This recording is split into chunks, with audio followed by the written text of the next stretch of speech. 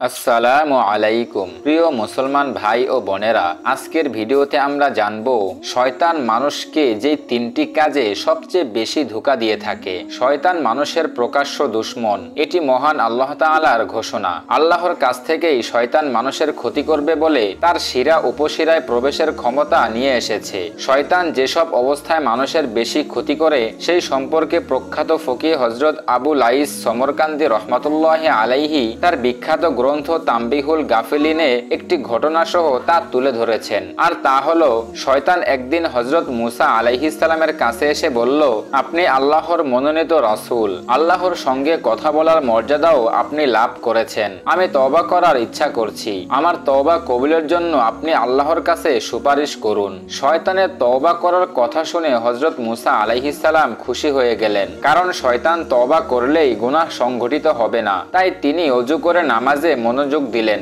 তখন আল্লাহ তাআলা হযরত মুসা আলাইহিস সালামকে জানান, হে মুসা, শয়তান তোমার সঙ্গে মিথ্যা বলেছে, সে তোমার সঙ্গে প্রতারণা করতে চেয়েছে। যদি তাকে পরীক্ষা করতে চান তবে তাকে এই কথা বলে দেখুন যে সে যেন হযরত আদম আলাইহিস সালামের কবরে সেজদা করে। যদি সে হযরত আদমের কবরে সেজদা করতে রাজি হয় তবে আমি তার তওবা কবুল করব। হযরত মুসা আলাইহিস সালাম আল্লাহর এই সংবাদে খুব খুশি হলেন। খুশি হওয়ার কারণ হলো এটা একটা সাধারণ শর্ত, শয়তান এটা সহজেই কবুল করে নেবে। তাই তিনি শয়তানকে আল্লাহর এই খবর পৌঁছে দিলেন। শয়তান আল্লাহর এই সংবাদ শোনার সঙ্গে সঙ্গে রাগে অগ্নিশর্মা হয়ে গেল।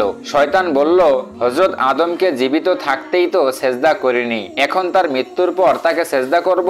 অতঃপর শয়তান হযরত মুসা আলাইহিস সালামকে বলল, আপনি যেহেতু আমার ব্যাপারে আল্লাহর কাছে সুপারিশ করে আমার প্রতি দয়া করেছেন, তাই আমি তিনটি বিষয়ের ব্যাপারে আপনাকে সতর্ক থাকতে বলছি, যেসব অবস্থায় আমি মানুষের সঙ্গে সবচেয়ে বেশি ধোঁকা দিয়ে থাকি। আর তা হলো, নাম্বার 1, মানুষ যখন রেগে যায় তখন তাকে আরো বেশি বিপদগ্রস্ত করার জন্য আমি তার অন্তরে অবস্থান করি আর রক্তের সঙ্গে তার শিরা উপশিরায় দৌড়াতে থাকি। নাম্বার 2, মুজাহিদ যখন জিহাদের ময়দানে উপস্থিত হয় কিংবা যুদ্ধ করে তখন আমি তার অন্তরে স্ত্রী, সন্তান ও সম্পদের আকর্ষণ বাড়াতে থাকি, যাতে সে স্ত্রী, সন্তান ও সম্পদের আকর্ষণে জিহাদ থেকে পলায়ন করে। এক্ষেত্রে একটি কথা খুবই গুরুত্বপূর্ণ যে ইসলামের যে বিষয়গুলো বাস্তবায়ন করা জিহাদের মতোই কষ্টের, শয়তান সেই বিষয়গুলোতেও বেশি ধোঁকা দিয়ে থাকে। নাম্বার 3, মানুষ যখন গায়রে মাহরাম নারীর সঙ্গে একাকী থাকে তখন আমি তাদের উভয়ের সঙ্গে অবস্থান করে তাদের একের প্রতি অপরকে ঝুঁকিয়ে দেওয়া সর্বাত্মক চেষ্টা করি,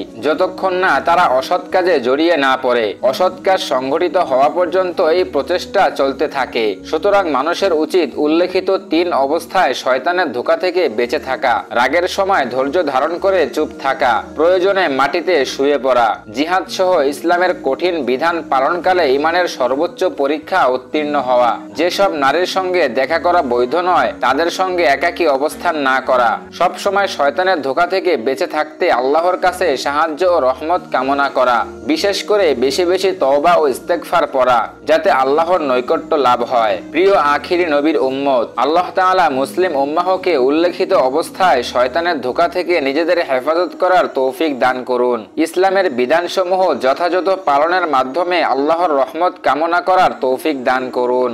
আমিন।